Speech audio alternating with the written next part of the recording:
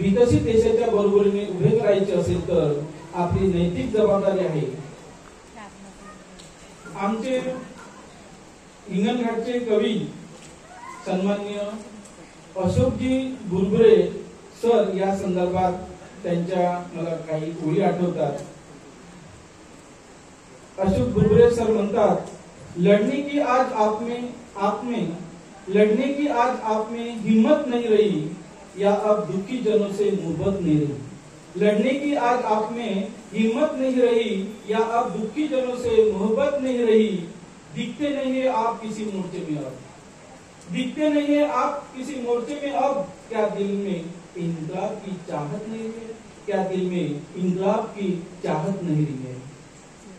या संदर्भात तरुण पिढीने आम्ही एक वक्तृत्व स्पर्धेचं नियोजन केलेलं आहे की तरुण पिढीने समोर यावं।